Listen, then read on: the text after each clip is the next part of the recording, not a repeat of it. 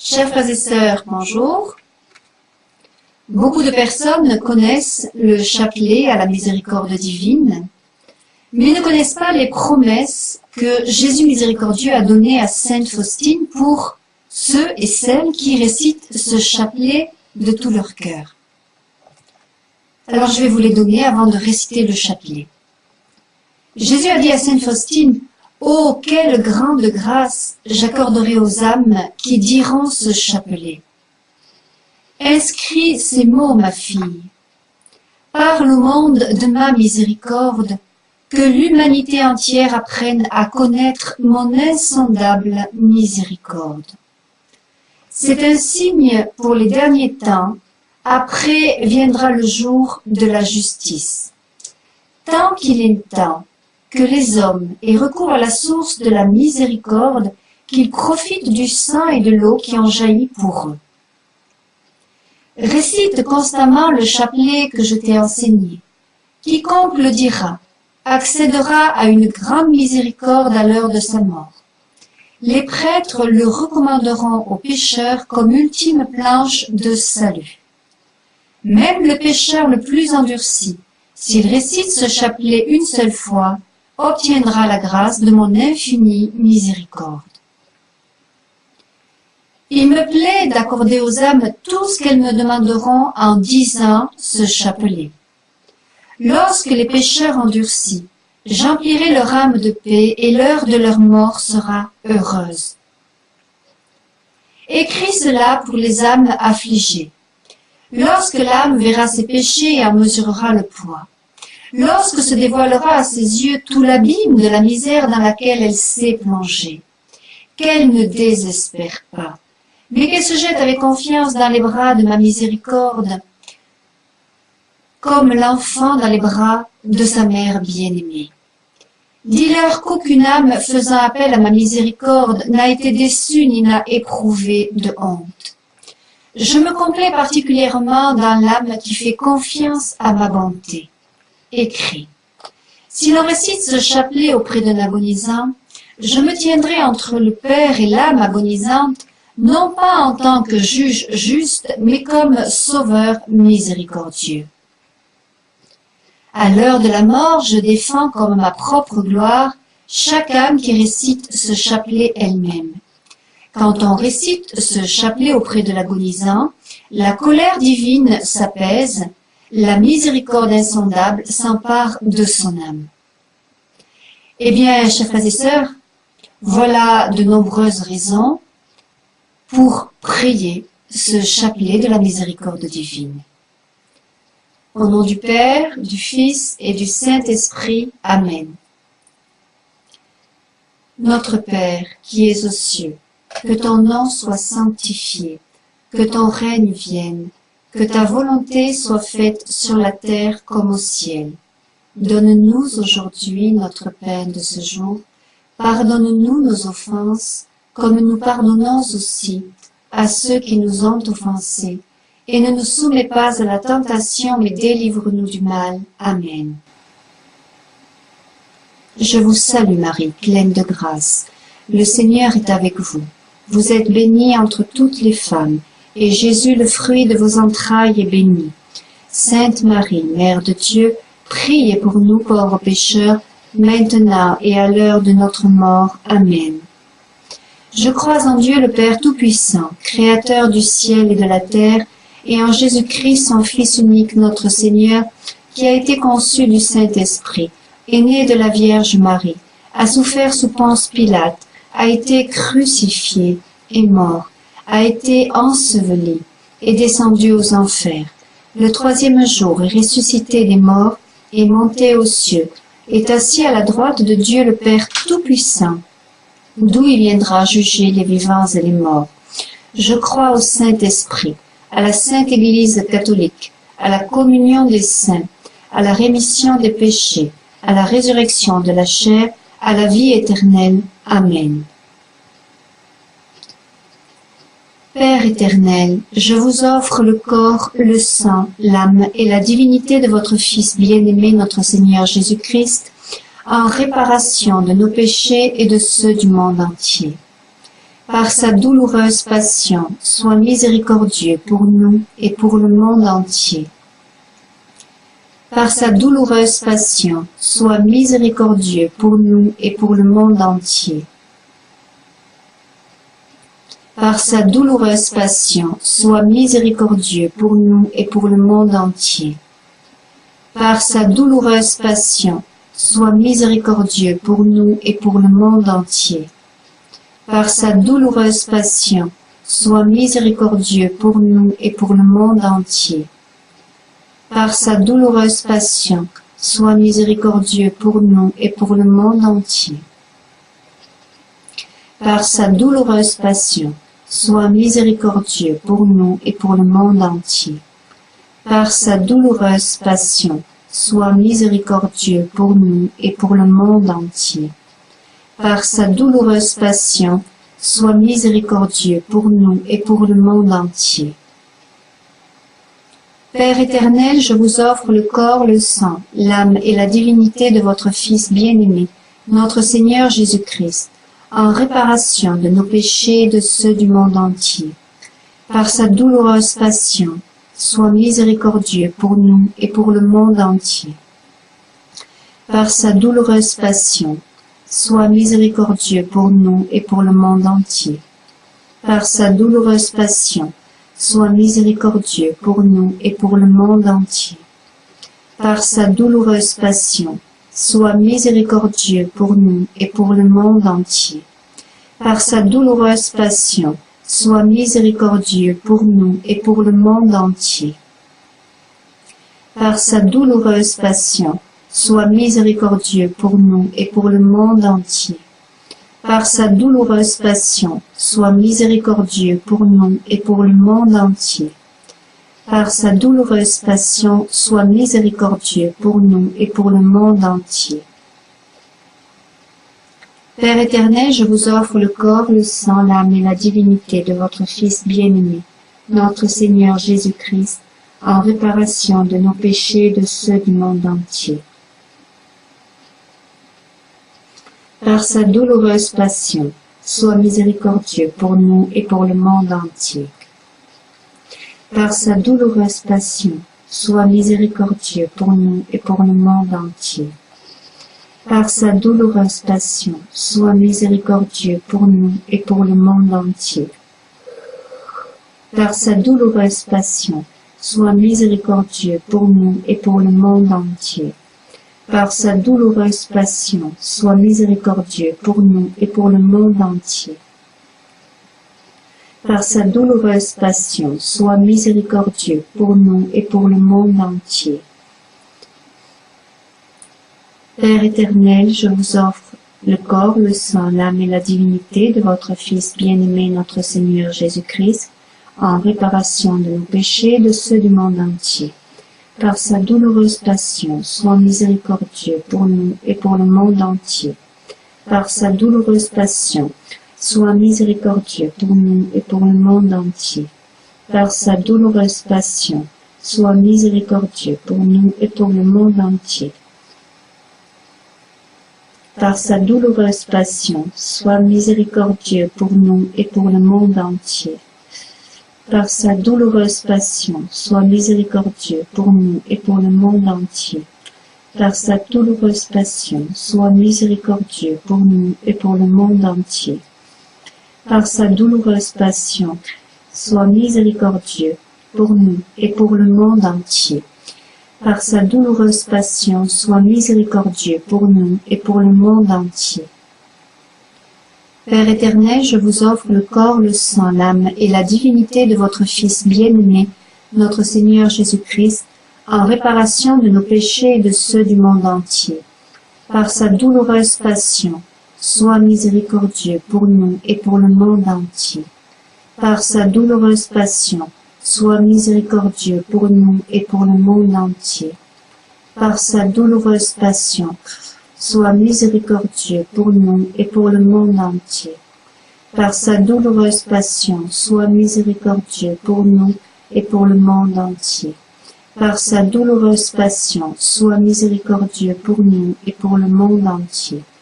Par sa douloureuse passion, sois miséricordieux pour nous et pour le monde entier. Par sa douloureuse passion, sois miséricordieux pour nous et pour le monde entier. Par sa douloureuse passion, sois miséricordieux pour nous et pour le monde entier. Dieu saint, Dieu fort, Dieu éternel, prends pitié de nous et du monde entier. Dieu saint, Dieu fort, Dieu éternel, prends pitié de nous et du monde entier. Dieu saint, Dieu fort, Dieu éternel, prends pitié de nous et du monde entier. Jésus, j'ai confiance en toi.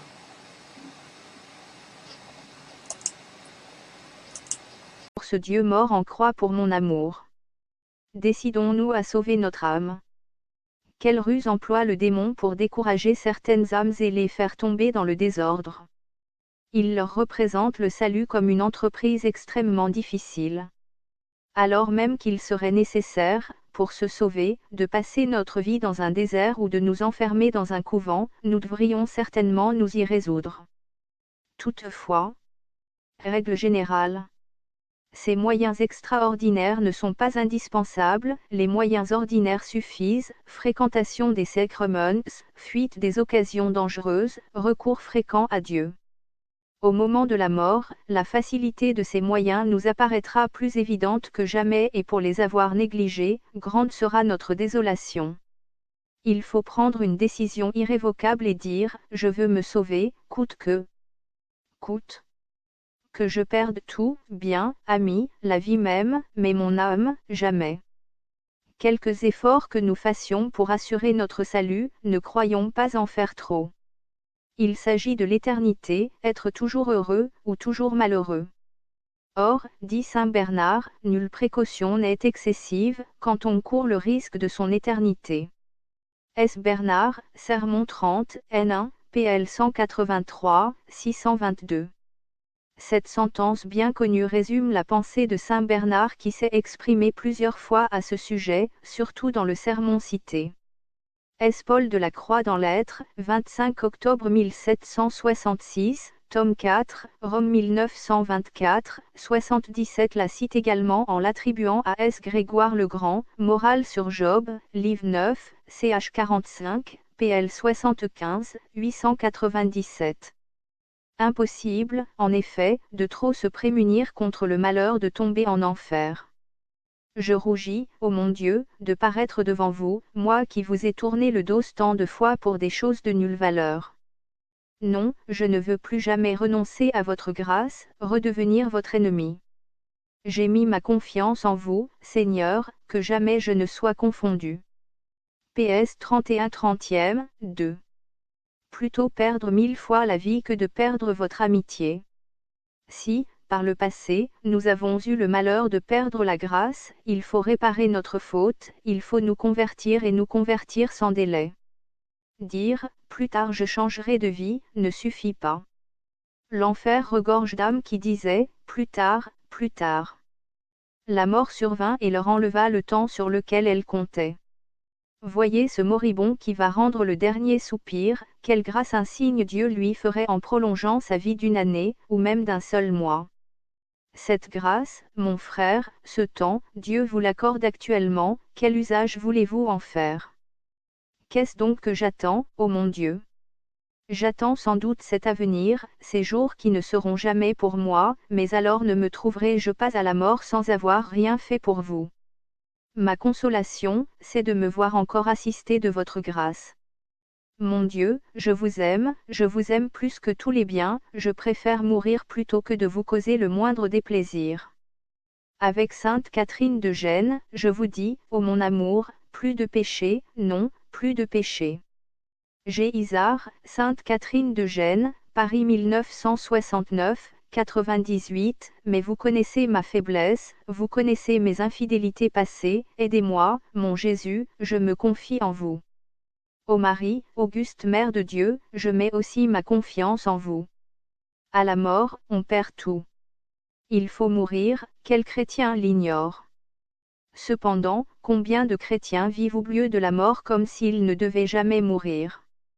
En vérité, quand, après la vie présente, il n'y en aurait pas d'autre, par conséquent pas d'enfer, ni de ciel, Ce que la plupart des gens penseraient moins à la mort qu'ils n'y pensent. Voulez-vous, mon cher lecteur, vivre chrétiennement? Efforcez-vous de vivre perpétuellement les yeux fixés sur la mort. Quelle lumière la pensée de la mort jette sur la valeur des choses? Quelle direction salutaire elle imprime à toute conduite? Par son appel incessant qu'il faudra bientôt tout quitter, elle nous détache de tous les biens de ce monde. Mon Dieu, puisque vous me donnez le temps de réparer mes fautes, dites-moi bien ce que vous me demandez. Je veux tout faire pour vous plaire. Insensé serait le voyageur qui, gagnant sa patrie, dépenserait tout son avoir à se faire construire un magnifique palais dans un pays qu'il traverse seulement, et serait ensuite dans l'impossibilité de se faire bâtir une maison convenable dans le pays qui sera son séjour toute sa vie. Insensé, que dis-je? Beaucoup plus insensé, celui qui cherche à se satisfaire en ce monde, où l'on ne passe que quelques jours, et se met en péril d'être malheureux dans l'autre, où l'on doit vivre tant que Dieu sera Dieu. Quel serait mon malheur, ô mon Dieu, si vous m'aviez frappé de mort, alors que je vivais dans le péché? Je vous remercie de m'avoir supporté avec tant de patience. Ne permettez pas que je me sépare encore de vous. Mon Dieu, mon souverain bien, je vous aime plus que tout. Le rôle de la mort, c'est de nous dépouiller de tout. Tous les biens amassés pendant la vie, elle nous les ôtera. Quelques planches, un linceul, voilà tout ce qui nous restera. Encore ne tarderont-ils pas à pourrir, à tomber en poussière avec notre corps. La maison que vous habitez, il faudra la quitter et l'échanger contre un affreux sépulcre qui sera votre demeure jusqu'au jugement général. Ce jour-là, votre âme viendra reprendre son corps pour retourner avec lui dans le séjour qu'elle occupait déjà, le ciel ou l'enfer. À la mort, tout me sera donc enlevé, à l'exception du peu que j'aurai fait pour Dieu. Si je devais mourir à l'instant, que me trouverais-je avoir fait pour vous, ô mon Dieu? Est-ce que, par hasard, j'attends, pour mettre la main à l'œuvre, que la mort vienne me surprendre dans le misérable état où je suis? Non, mon Dieu, je veux changer de vie. Je déteste toutes les offenses de ma vie passée. Pour l'avenir, je ne veux plus jamais chercher mes propres satisfactions, mais uniquement votre bon plaisir, ô Dieu de mon âme.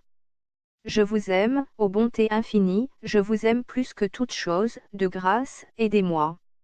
Vous aussi, ô Marie, Mère de Dieu, aidez-moi, priez pour moi. Avoir les sentiments qu'on aurait si l'on était déjà mort, ou sur le point de mourir. Jugez de tout, mon frère, comme si vous étiez déjà mort et que votre âme fût entrée, déjà, dans l'éternité. Si vous étiez vraiment sorti de ce monde, que ne voudriez-vous pas avoir fait pour mériter la vie éternelle? Mais ces désirs ardents, de quoi vous serviront-ils alors, si vous n'employez pas maintenant pour Dieu les jours qu'il vous accorde bénévolement?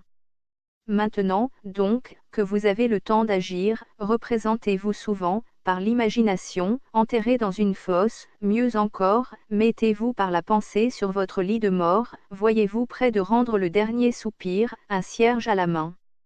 À la clarté de ce flambeau funèbre, considérez les désordres de votre vie, pleurez les péchés commis, et, sans délai, remédiez au mal. Sans délai, parce qu'il n'y a pas de temps à perdre. Je vous en supplie, ô mon Dieu, éclairez-moi, faites-moi connaître le chemin que je dois prendre ici-bas. Je veux vous obéir en tout. Lorsque saint Camille de Lellis visitait quelques cimetières, il fixait les yeux sur les fosses des morts et se disait, s'il pouvait revenir à la vie, que ne ferait-il pas pour ce sanctifié? Et moi, qui suis en vie, que fais-je pour Dieu? C'est ainsi que ce grand saint s'excitait à s'unir à Dieu toujours plus étroitement. Sachez donc, vous aussi, mon cher lecteur, bien profiter du temps que vous accorde la bonté divine. N'attendez pas que vous soyez sur le seuil de l'éternité et que le prêtre vous dise, partez de ce monde, âme chrétienne. Rituel, sacrement pour les malades, 1977-95. La recommandation du mourant, maintenant, tu peux quitter ce monde, âme chrétienne. Quitte-le. Vite, partez, ce qui est fait, vous n'avez plus le temps de rien faire. Ah! Mon Jésus, daignez-vous rappeler que je suis l'une de ces brebis pour lesquelles vous avez répandu votre sang. Nous vous supplions, Seigneur, de venir en aide à vos serviteurs que vous avez rachetés par votre sang précieux. Hymne, Te Deum. Donnez-moi donc lumière et force, afin que je mette sans délai la main à l'œuvre et qu'ainsi je fasse, pendant la vie, ce qu'au moment de la mort je voudrais avoir fait. Voilà 3 ans que je viens chercher du fruit à ce figuier, et je n'en trouve point. Pourquoi occupe-t-il encore la terre? Qu'on le coupe donc, et qu'on le jette au feu. Elsie 13, 7. Je crains, ô mon Dieu, d'être cet arbre infortuné auquel vous avez adressé ces terribles paroles. Car, Seigneur, durant tant d'années déjà passées sur la terre, quel bien ai-je fait? Quels fruits vous ai-je rapportés, sinon les fruits amers du péché? Depuis combien de temps ne devrais-je pas être retranché du nombre des vivants et brûlé en enfer? Épargnez-moi, mon doux Rédempteur, car je ne veux pas m'obstiner dans le péché, je ne veux pas que la mort me trouve dans le misérable état où je suis maintenant. Je déteste et je maudis les jours où je vous ai offensé. Ma vie, je veux l'employer désormais tout entière à vous aimer, à vous honorer. Je vous aime, ô mon souverain bien, ne me privez jamais de votre secours. Et vous, Marie, mon espérance, ne me privez jamais de votre maternelle protection. Examen des péchés au jugement dernier. Les cieux se sont ouverts, tous les anges et tous les saints descendent pour assister au jugement général, après eux, la Reine du ciel, la très sainte Vierge Marie, enfin le souverain juge, assis sur un trône de lumière, dans tout l'éclat de sa majesté. Qui dira la joie des élus, à l'apparition de Jésus-Christ? Par contre, qui dira l'épouvante et la confusion des damnés, à la vue de la face indignée du divin juge? Épouvante et confusion plus terribles que l'enfer même. Il crie, aux montagnes et aux rochers, tombez sur nous, dérobez-nous à la colère de celui qui est assis sur le trône, à la fureur de l'agneau. AP 6, 16. Les malheureux. Leur souhait le plus ardent, c'est de mourir écrasés sous le poids des montagnes, pour échapper au visage courroucé de l'agneau, c'est-à-dire du Rédempteur. Cet adorable Rédempteur, ne fut-il pas pour eux, toute leur vie un agneau plein de douceur, lorsque, les voyant multiplier leurs péchés, ils se taisaient. Ô Jésus, mon juge, je me repens de vous avoir outragé. Pardonnez-moi, faites qu'au jour redoutable du jugement, je ne trouve pas en vous un juge irrité. Le juge s'assit, et des livres furent ouverts. Diane 7, 10. Alors il sera trop tard pour cacher ses péchés. À la fois juge et témoin, Jésus-Christ a tout vu comme témoin, et comme juge, il dévoile tout au genre humain assemblé. C'est l'enseignement de l'apôtre, il mettra en lumière ce qui est caché dans les ténèbres. 1 Compagnie 4, 5. Les crimes les plus secrets, les plus honteuses impuretés, les cruautés les plus exécrables, seront manifestés devant l'univers entier. Ô Jésus, mon Rédempteur, pas une seule de mes iniquités qui ne soit dès maintenant connue de vous. Ayez donc pitié de moi, maintenant que vous pouvez encore me faire miséricorde. On connaîtra le Seigneur à l'exercice de sa justice. PS 9, 17. D'un mot, au jour du jugement général, notre Seigneur Jésus-Christ se révélera dans toute sa grandeur divine, on verra clairement qu'il est le souverain maître de toutes choses. On fait maintenant plus de cas d'un plaisir, d'un vain point d'honneur, d'un désir de vengeance, que de Dieu même. Au rendement des comptes, le juge suprême interpellera le pécheur en ces termes: à qui m'as-tu comparé? Et 40, 25. À qui sont allées tes préférences? À cette vile satisfaction, à ce caprice. Voilà ce qui valait mieux, à tes yeux, que ma grâce. Au ciel, que répondrons-nous à ces reproches trop fondés? La confusion nous fermera la bouche. C'est dès aujourd'hui qu'il faut répondre et dire: je sais, ô mon Jésus, qu'un jour vous serez mon juge, maintenant, vous êtes mon sauveur. Rappelez-vous votre mort pour m'obtenir le salut. De tout mon cœur je me repens de vous avoir méprisé, vous, mon bien suprême, mais, si, par le passé, je vous ai méprisé, considérez que, maintenant, je vous estime et vous aime plus que moi-même, et que je suis prêt à mourir pour l'amour de vous. Mon Jésus, pardonnez-moi, ne permettez pas que j'aie le malheur de vivre encore sans vous aimer. Ô Marie, puissante avocate des pécheurs, aidez-moi maintenant que vous le pouvez. combien Dieu aime nos âmes. Qui dira l'amour de Dieu pour l'âme de l'homme? Il l'aime de toute éternité, je t'ai aimé d'un amour éternel, Jr 31, 3, affirme-t-il lui-même. Ainsi, depuis que Dieu est Dieu, il aime chacune des âmes qui vivent en ce monde. Pour leur salut, toutes les créatures sont sorties de ses mains, pour leur salut, il envoya son Fils unique revêtir notre nature ici-bas, et mourir sur une croix. Vous m'avez donc aimé de toute éternité, ô mon Dieu, vous êtes mort pour moi. Comment, après ces preuves d'un amour infini, ai-je pu vous faire tant de peine? Qui dira l'amour de Dieu pour l'âme de l'homme? Pour la délivrer de la mort éternelle, il quitte le ciel et n'hésite pas à mourir crucifié. Trop heureux de l'avoir recouvré au prix de son sang, il convie les anges à venir partager sa joie. Réjouissez-vous avec moi, leur dit-il, parce que j'ai retrouvé ma brebis qui était perdue. Elsie 15, 6. Mon bien-aimé Rédempteur, vous êtes donc venu me chercher, moi, par le passé, je n'ai guère fait que vous fuir. Non, mon Jésus, désormais je ne veux plus vous fuir. Je vous aime. Ah! Liez-moi très étroitement à vous avec les chaînes du saint amour. Faites-moi vivre et mourir dans ces bienheureuses chaînes. Quel prix le Père et le Fils sont-ils payés pour sauver mon âme? Le Père a livré son Fils, le Fils a versé son sang et sacrifié sa vie. Et moi, mon âme, combien de fois ne l'ai-je pas reprise à Dieu, vendue aux démons pour des choses de nulle valeur? Mon Dieu, vous n'avez rien épargné pour ne pas me perdre, mais moi, combien de fois n'ai-je pas eu le cœur de perdre votre amitié pour une vile satisfaction? Vous m'avez supporté, pour m'accorder le temps de pleurer les déplaisirs que je vous ai causés et de vous aimer, ô Dieu de mon âme. Oui, je vous aime, ô mon unique bien, je suis affligé plus que de tout autre mal de vous avoir contristé. De grâce, ne permettez plus que je cesse de vous aimer. Rappelez-moi continuellement combien mon salut vous a coûté de travaux et de souffrances, quel amour vous m'avez porté, afin qu'à l'avenir je vous aime toujours, vous, mon trésor, ma vie, mon tout. Faites que je vous aime à jamais, puis, faites de moi ce qu'il vous plaît. Ô Marie, Mère de Dieu, votre Fils ne vous refuse rien, recommandez-lui mon âme. Remords du damné. 3 remords. Particulièrement déchirants. Torture le damné. Le premier, c'est de penser qu'il s'est perdu pour si peu de choses. Combien de temps durent les jouissances du péché? Quelques instants. Aux yeux d'un mourant, la vie même la plus longue n'apparaît qu'à un moment, aux yeux du damné, que sont donc 50 ou 60 années passées sur la terre, alors qu'il se voit plongé dans l'éternité et forcé de constater, après des milliers de siècles, que son éternité ne fait que commencer.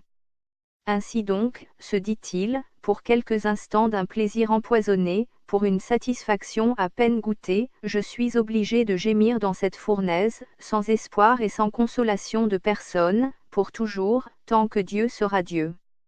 Je vous remercie, ô mon Dieu, de me donner cette lumière. Ayez pitié de moi. Le second remords du damné, c'est de penser qu'il avait si peu à faire pour se sauver, qu'il ne l'a pas fait et que sa négligence est irréparable.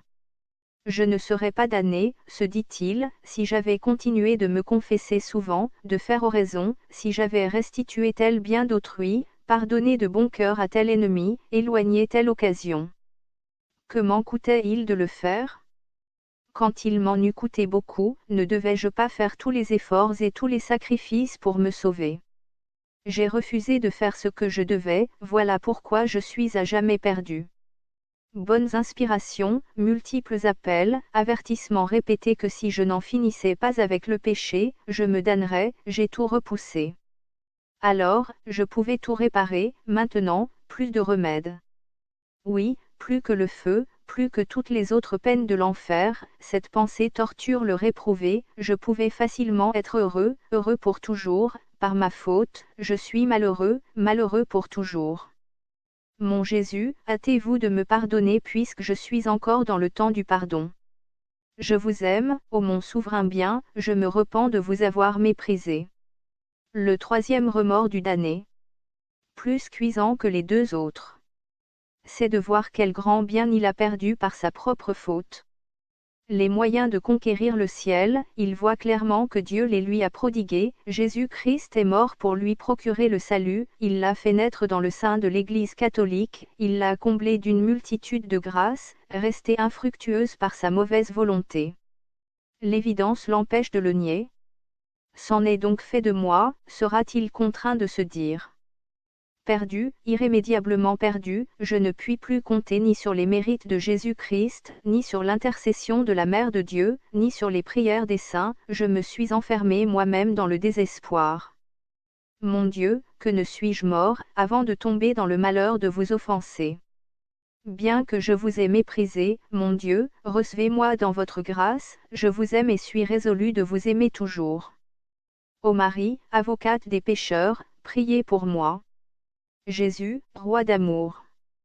Poursuivi par Hérode, Jésus enfant s'enfuit en Égypte pour échapper aux soldats du roi, car Hérode, tremblant de perdre son trône, voulait le faire mourir.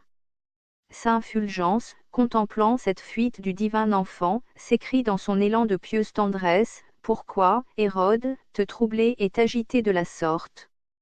Ce roi qui vient de naître, n'est pas venu sur la terre pour attaquer et vaincre les autres monarques, mais pour donner sa vie et les gagner ainsi à son service. » S. Fulgence, Sermon sur l'Épiphanie, 4, N3, PL 65, 734. Quel est, en effet, le désir de Jésus enfant? C'est de nous subjuguer, non par les armes, mais par l'amour, il ne veut pas nous donner la mort, il veut, au contraire, mourir pour nous et faire servir sa mort à notre salut. C'est donc à juste titre que Jésus est appelé roi, mais roi d'amour. Que ne vous ai-je toujours aimé, ô Jésus mon roi? Que ne vous ai-je jamais offensé? Pour m'arracher à ma perte, vous avez supporté peines et sueurs pendant 33 ans, moi, pour me procurer un plaisir passager, j'ai eu l'audace de vous perdre, vous, mon bien suprême. Ô mon Père, pardonnez-moi, donnez-moi le baiser de la réconciliation. Nous n'avons d'autre roi que César, Gn 19, 15. Telle est la réponse des Juifs à la question de Ponce Pilate, crucifierai-je votre roi? Mais, ô Juifs ingrats, dites-moi pourquoi vous refusez de reconnaître comme votre roi ce Jésus de Nazareth si digne d'amour et si plein d'amour pour vous. Vous lui préférez César, l'empereur romain, cet empereur, vous aime-t-il? Non, il ne vous aime pas, surtout il n'a pas la moindre velléité de mourir par amour pour vous. Tandis que Jésus, déjà vraiment votre roi, est descendu du ciel afin de donner sa vie pour votre salut. Ah! Mon doux Sauveur, si les autres ne veulent pas vous reconnaître pour leur roi, moi, je ne veux d'autre roi que vous, de tout mon cœur je m'écrie, vous êtes mon roi, PS 44-43e, 5. Vous seul m'aimez, je le sais, vous seul m'avez racheté au prix de votre sang. Où donc trouver quelqu'un qui vous dépasse en amour pour moi? Je suis profondément affligé d'avoir refusé, dans le passé, de vous reconnaître pour mon roi, par mes révoltes accompagnées de tant de mépris. Pardonnez-moi, ô Jésus mon roi, puisque vous êtes mort pour me pardonner. Le Christ est mort, afin de régner sur les morts et sur les vivants, RM 14, 9, écrit l'apôtre aux fidèles de Rome. Ô Jésus, mon roi bien-aimé, puisque vous êtes venu sur la terre pour conquérir nos cœurs, voici que je vous offre le mien. Jusqu'ici j'ai trop souvent repoussé vos appels pleins d'amour, mais maintenant je les écoute volontiers, je me donne à vous, et sans réserve. Ô mon roi, prenez possession de ma volonté tout entière, de tout moi-même, mais c'est à vous de me rendre fidèle. Si jamais je devais encore vous trahir, je préfère être frappé de mort par vous à l'instant, ô mon roi, mon amour, mon unique bien. Ô Marie, reine et mère de mon roi, obtenez-moi la grâce de bien tenir le serment de fidélité que je fais aujourd'hui à votre Fils. Mort misérable du pécheur. Voyez ce pauvre malade. Comme il souffre. Comme il est accablé. Il est sur le point de mourir, sueur froide, fréquents arrêts de la respiration, continuelle défaillance, ce sont les signes de la fin, quand il revient à lui, sa tête est si faible, si vide, qu'il entend peu, comprend peu, ne peut presque plus parler. Mais le pis est qu'en face de la mort, au lieu de penser au compte bientôt exigé par Dieu, il ne s'occupe que de médecins et de remèdes pour prolonger sa vie. Les personnes qui l'entourent, au lieu de l'exhorter à se réconcilier avec Dieu, tantôt l'entretiennent dans son illusion en l'assurant qu'il va mieux, tantôt gardant le silence par crainte de l'effrayer. Ah! Mon Dieu, préservez-moi d'une mort si funeste. Le prêtre arrive. Il se voit obligé d'aviser le mourant de sa mort prochaine. Mon frère, vous allez mal, il faut quitter ce monde et vous unir à votre Créateur par la réception des sacrements. À cette lugubre nouvelle, quelle confusion d'esprit succède aux illusions opiniâtres. Quelle tristesse! Quelles inquiétudes de conscience! Quelle tempête intérieure! Péché commis, lumière méprisée, promesses violées, années perdues, tous ces souvenirs l'envahissent à la fois et l'accablent. Les vérités éternelles. Jusque-là dédaignées. De quel éclat ne brillent-elles pas devant ses yeux? Les seuls mots de disgrâce de Dieu, mort, jugement, enfer, éternité, de quelle épouvante ne le remplissent-ils pas? Mon Jésus, pitié. Pardon. Ne m'abandonnez pas. Je vous ai méprisé, j'ai mal fait, je le reconnais. Je voudrais en mourir de douleur. Aidez-moi, mon Dieu, aidez-moi sans retard à changer de vie. Insensé que j'ai été, s'écrie dans son angoisse le mourant. Ô ma vie, vie toute perdue. Je pouvais me sanctifier, mais je ne l'ai pas fait. Maintenant, de quoi suis-je capable? La tête me tourne, la douleur m'accable et me met dans l'impossibilité de faire un seul acte de vertu. Qu'en sera-t-il de moi dans quelques instants? Avec une mort sans préparation, comment puis-je me sauver? Il désire ardemment avoir du temps pour mettre ordre à sa conscience, mais le temps fait défaut. Hélas!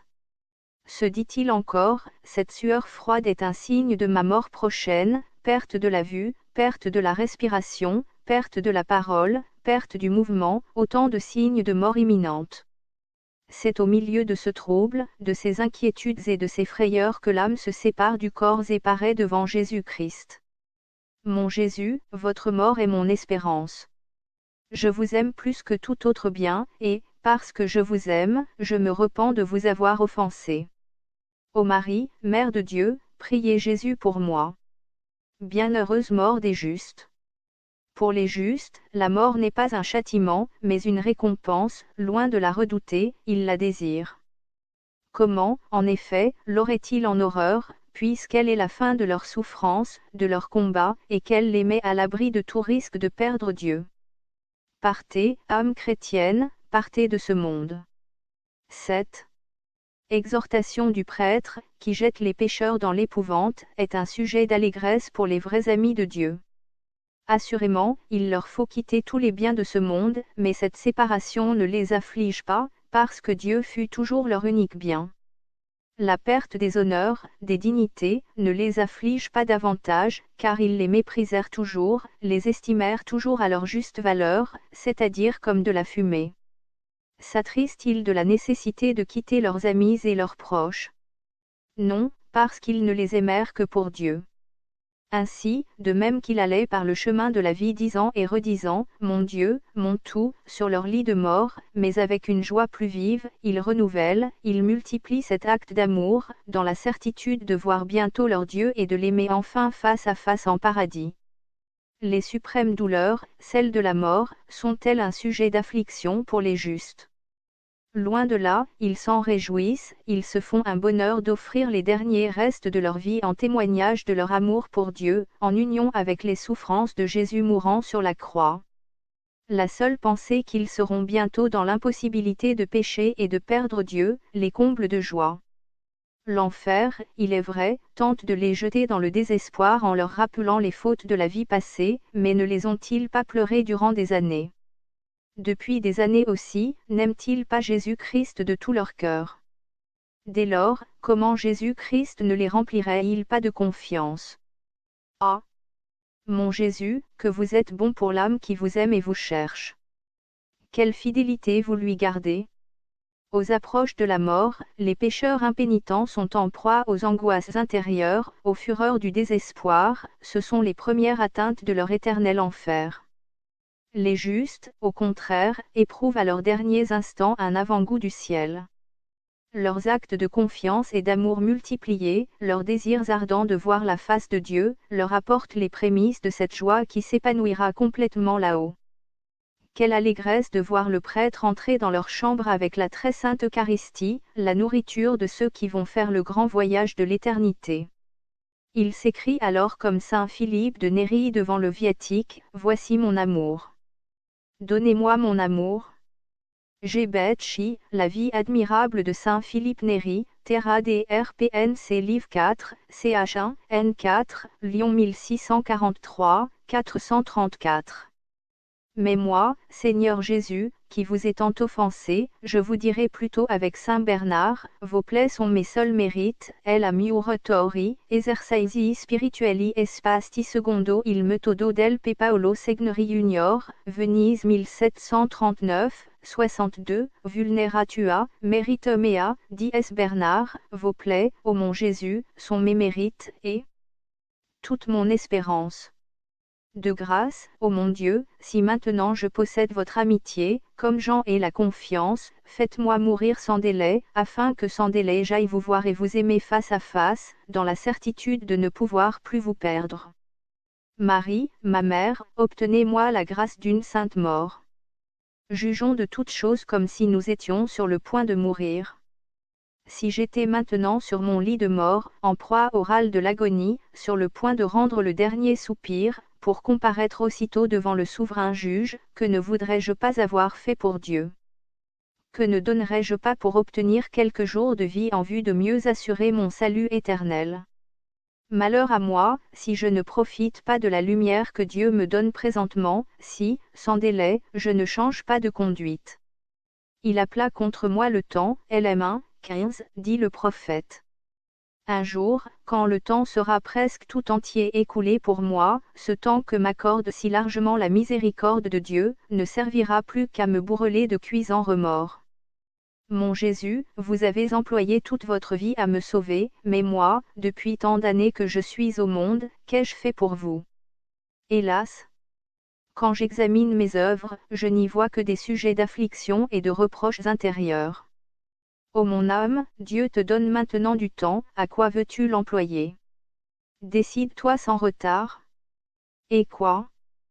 Tu hésites?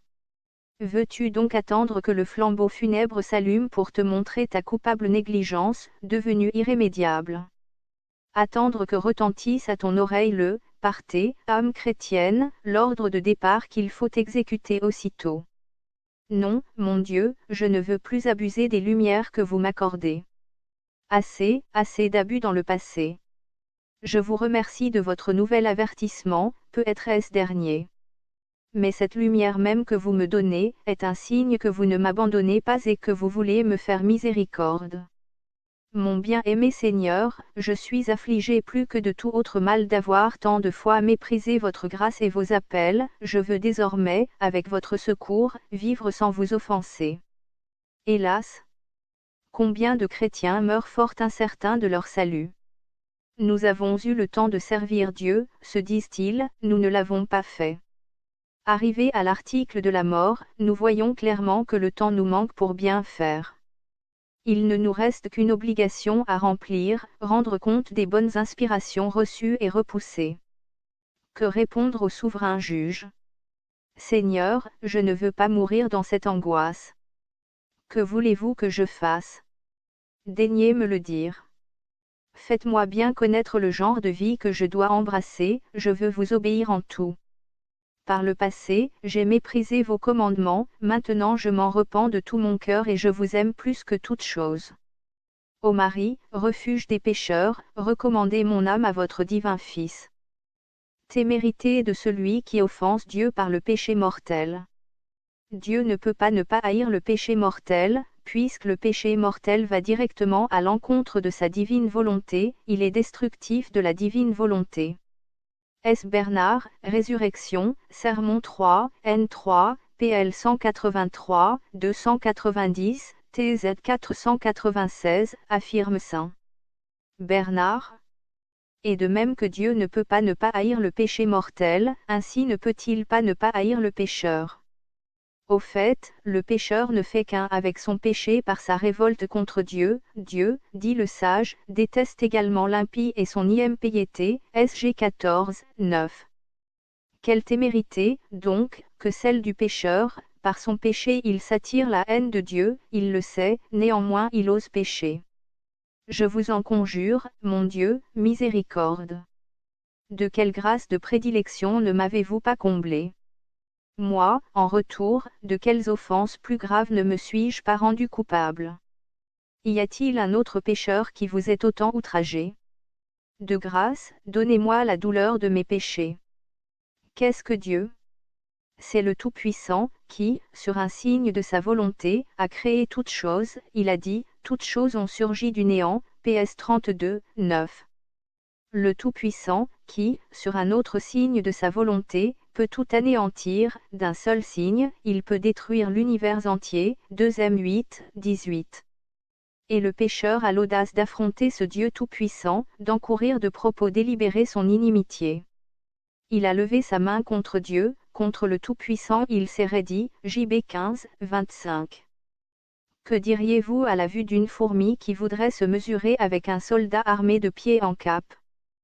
Que dois-je donc dire de moi, ô Dieu éternel, de moi qui fus tant de fois assez téméraire pour vous désobéir et m'attirer sciemment votre disgrâce, au mépris de votre toute-puissance? Vous auriez pu me punir sur le champ. Votre passion me rassure, j'espère de vous mon pardon, ô Dieu mort pour me pardonner. Qu'est-ce qui met le comble à la témérité du pécheur? C'est qu'il offense Dieu sous les yeux même de Dieu. De là cette plainte du Seigneur, ce peuple ne cesse de me provoquer à la colère en ma présence, est 65, 3. Quel sujet aurait la hardiesse de violer la loi sous les regards même du prince? Le pécheur sait fort bien que Dieu le voit, cette considération ne l'arrête pas, il pêche, et n'hésite pas à faire son Dieu témoin de son péché. Ah! Mon bien-aimé Sauveur, voici le téméraire qui méprisa tant de fois sous vos yeux, vos saints commandements. Je suis donc l'une de ces âmes perdues qui n'ont que trop mérité l'enfer, mais vous êtes mon Sauveur. Vous êtes venu sur la terre effacer les péchés et sauver ceux qui avaient péri, LC 19, 10. Quel vif regret j'ai de vous avoir offensé. Vous m'avez donné tant de preuves de votre amour, et moi, je vous ai causé tant de peine. Mon Jésus, mettez fin à mes péchés, remplissez-moi de votre amour. Je vous aime, aimable infini, je tremble à la seule pensée que je puis encore perdre votre amour. Mon amour, ne le permettez pas, faites-moi plutôt mourir. Ô Marie, vous obtenez de Dieu tout ce que vous demandez, obtenez-moi la sainte persévérance. Parabole de l'enfant prodigue. L'évangéliste Saint Luc rapporte la parabole de l'enfant prodigue. Un homme avait 2 fils. Le plus jeune, fatigué d'être sous la dépendance de son père, alla le trouver un jour. « Donne-moi, lui dit-il sans rougir de son ingratitude, donne-moi la part d'héritage qui me revient. » LC 15, novembre 2032. Il voulait vivre désormais à sa guise. Ayant obtenu cette part, il tourna le dos à son père et s'éloigna pour mener une vie licencieuse dans un pays étranger. Ce fils prodigue est la figure du pécheur, de tous les pécheurs, ils ont reçu de Dieu le bienfait de la liberté, mais, au lieu d'en user pour servir Dieu spontanément, sans contrainte, de leur propre choix, ils en abusent en commettant le péché, en y persévérant. C'est ainsi qu'ils abandonnent leur Père et vivent désormais loin de lui. Hélas! Mon Seigneur et mon Père, c'est bien là le portrait et l'image de ma triste conduite. Que de fois ne vous ai-je pas quitté pour suivre mes caprices? Que d'années passées loin de vous, pendant lesquelles j'étais privé de votre grâce. L'enfant prodigue, une fois séparé de son père et livré tout entier au désordre, ne tarda pas à tomber dans une misère extrême, au point d'être forcé de devenir gardeur de pourceaux et de ne pouvoir même pas apaiser sa faim avec la vile nourriture qu'il leur jetait. Le pécheur, qui délaisse Dieu, est pareillement la proie d'un inexorable chagrin, car loin de Dieu, aucun plaisir terrestre, même le plus exquis, ne peut contenter le cœur de l'homme. L'enfant prodigue, considérant l'excès de sa misère, s'écrie enfin, « Je me lèverai, et j'irai trouver mon père. » Ô mon âme, imite cet exemple, lève-toi, sors du bourbier de tes péchés, retourne à ton Père céleste, avec l'assurance qu'il ne te repoussera pas. Oui, mon Père et mon Dieu, je le reconnais, j'ai mal fait de vous quitter, je m'en repens de tout mon cœur, j'en suis profondément affligé. Ah! Ne me rejetez pas, car je reviens avec la douleur sincère de vous avoir offensé et la ferme résolution de ne plus jamais vous quitter. Mon Père bien-aimé, pardonnez-moi, donnez-moi le baiser de paix, et recevez-moi dans votre grâce. Arrivé devant son père, l'enfant prodigue se jette à genoux. « Mon père, s'écrie-t-il humblement, je ne mérite plus d'être appelé votre fils. » Attendri jusqu'aux larmes, le père l'embrasse, oublie son ingratitude passée, il est tout entier possédé par la joie d'avoir retrouvé le fils qu'il avait perdu. Ô Père infiniment bon, permettez que, moi aussi, pénétré de douleur à la vue de mes offenses, je vienne me jeter à vos pieds et vous dire, « Mon Père, je ne mérite plus d'être appelé votre fils, puisque j'ai tant de fois eu l'audace de vous abandonner et de vous mépriser, mais je sais que vous êtes le meilleur des pères et que vous ne pouvez pas repousser un fils repentant. Par le passé, je ne vous ai pas aimé, daignez reconnaître que, maintenant, je vous aime plus que toute chose, et que, par amour pour vous, je suis prêt à supporter toutes sortes de peines. Faites, par votre grâce, que je vous sois toujours fidèle. Ô Marie, Dieu est mon Père, vous êtes ma mère, je vous dis donc, ma mère, ne m'oubliez pas. » Quel mal est la tiédeur! Impossible d'exagérer le mal que fait aux âmes la tiédeur. Sans doute, les âmes tièdes conservent la crainte du péché mortel, mais elles font peu de cas des péchés véniels même délibérés et négligents de s'en corriger. À chacune d'elles le Seigneur adresse cette terrible menace, « Parce que tu es tiède, je vais te vomir de ma bouche. » AP 3, 16. Vomir signifie abandonner, on ne reprend plus une nourriture que l'on a rejetée. L'âme tiède déshonore Dieu, sa conduite, à défaut de parole, tient à tous ce langage, Dieu. C'est un pauvre maître qui ne mérite pas qu'on le serve avec plus de soin. Il n'est que trop vrai, mon Dieu, que, par le passé, je vous ai déshonoré, mais je veux changer de vie. Aidez-moi. Sainte Thérèse n'a jamais commis aucun péché mortel. La bulle de sa canonisation en fait foi. Cependant, Dieu lui fit voir quelle place elle occuperait en enfer, si elle persévérait dans sa tiédeur. Bullarium Romanum, 14, Roma 1756, 18. Comment expliquer cet aboutissement à l'enfer, puisque seul le péché mortel conduit en enfer? Le Saint-Esprit fournit la réponse, celui qui néglige les petites choses, tombera peu à peu dans la ruine, si 19, 1. Quand on ne tient pas compte des péchés véniels, commis les yeux ouverts, on se laissera facilement aller aux fautes mortelles.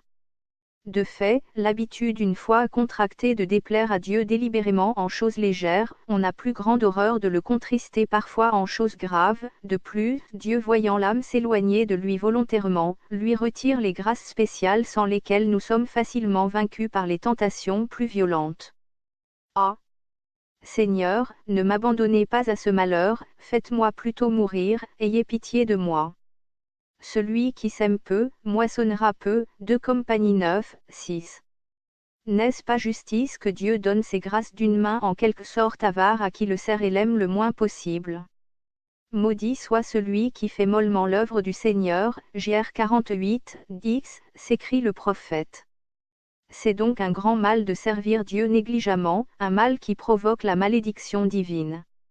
Le pécheur qui reconnaît l'énormité de ses fautes, a le mérite au moins de convenir de sa malice. Le tiède, lui, s'estime meilleur que ceux dont il évite les graves désordres, il vit ainsi dans la fange de ses défauts et n'a pas même la pensée de s'humilier.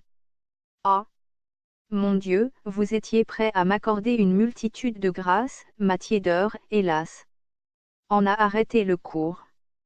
Aidez-moi, Seigneur, je veux me corriger. Il n'est pas juste que je sois avare avec vous, qui m'avez aimé au point de donner votre vie pour moi. Ô Marie, ma mère, secourez-moi, je me confie en vous.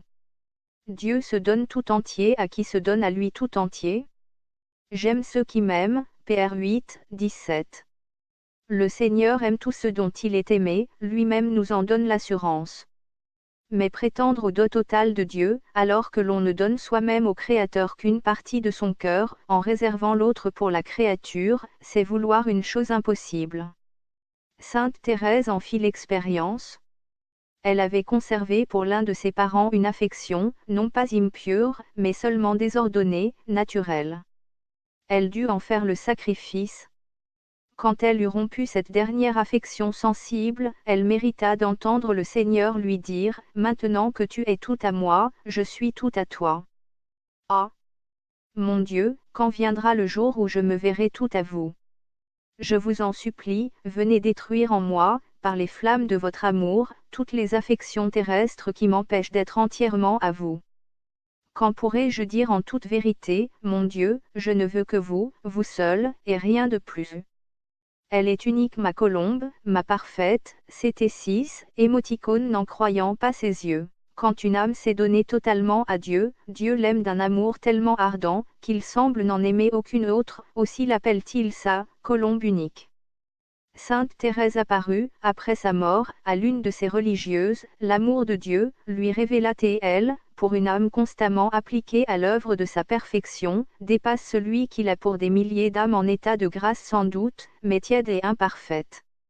François de Sainte-Marie, Riforma Descalzi, livre 7, ch 30, n4, Bologne 1662, 249. Depuis combien d'années, mon Dieu, ne me pressez-vous pas de me donner entièrement à vous, et je ne fais que vous résister. Je vois s'approcher la mort, vais-je donc la laisser me frapper dans l'état misérable d'imperfection où j'ai vécu jusqu'ici?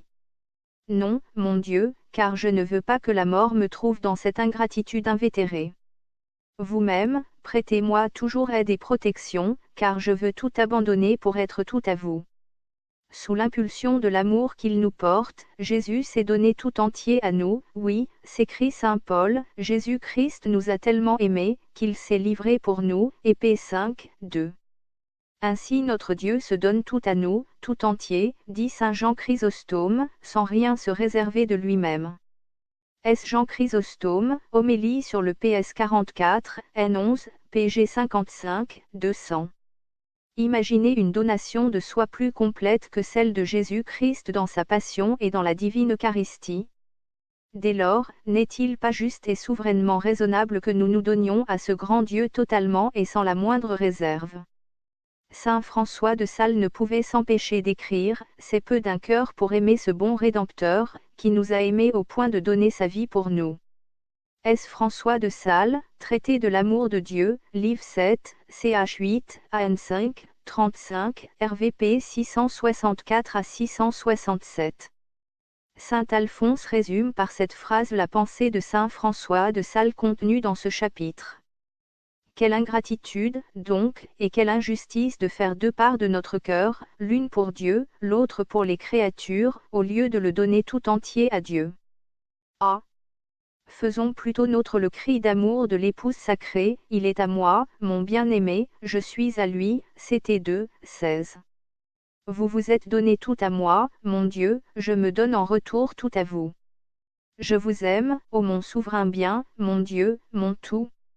Vous me voulez tout à vous, je veux être tout à vous. Ô Marie, ma mère, faites que je n'aime que Dieu seul.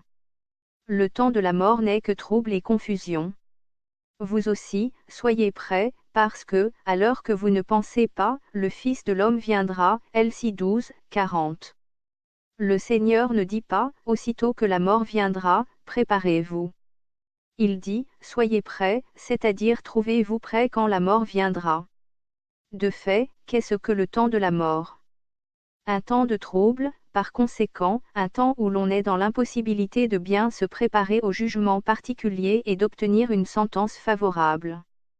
Quand vous pouviez faire le bien, dit saint Augustin, vous n'avez pas voulu le faire, comme c'était votre devoir, il arrivera, par un juste châtiment de Dieu, que vous ne pourrez pas le faire quand on vous le voudrait. S. Augustin, du libre arbitre, livre 3, ch 18, n 52, pl 32, 1296, b 6, 423. Non, mon Dieu, je ne veux pas attendre le temps de la mort pour changer de vie. Je déteste ma conduite passée, et je veux vous obéir. Que dois-je faire pour vous plaire, dites-le-moi bien, car je suis résolu de rechercher votre bon plaisir en tout et sans réserve. La nuit vient, pendant laquelle personne ne peut agir, Gn 9, 4. Voilà bien ce qu'est en réalité le temps de la mort, une nuit, dans laquelle il est impossible de rien faire. Votre maladie est mortelle, a-t-on dit au malade. L'impression qu'il ne parvient pas à dominer de la funeste nouvelle, les douleurs et les inquiétudes qui le tourmentent, sa pesanteur de tête et, surtout, ses remords de conscience, le jettent dans une telle détresse et un tel trouble, qu'il ne sait plus que devenir. Il voudrait bien trouver le moyen d'échapper à la damnation, mais ce moyen, il ne le trouvera pas. Pourquoi ? Parce que le temps du châtiment est arrivé. À moi, la vengeance et la rétribution, pour le temps où leur pied trébuchera, DT 32, 35. Mon Dieu, je vous remercie de m'accorder le temps nécessaire pour me convertir, maintenant que c'est le temps de la miséricorde et non du châtiment. Que je perde tout plutôt que votre grâce. Mon bien suprême, je vous aime plus que tous les biens. Imaginez-vous que vous êtes en pleine mer, pendant la tempête, sur un vaisseau déjà brisé par les écueils et sur le point de sombrer. Vous avez beau réfléchir, aucun moyen d'échapper à la mort.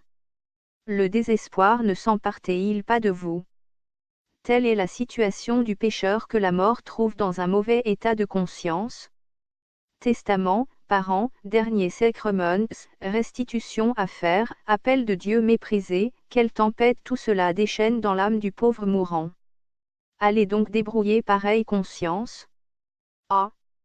Mon Dieu, qu'il ne soit pas inutile pour moi, le sang que vous avez versé. Vous avez promis de pardonner à qui se repente.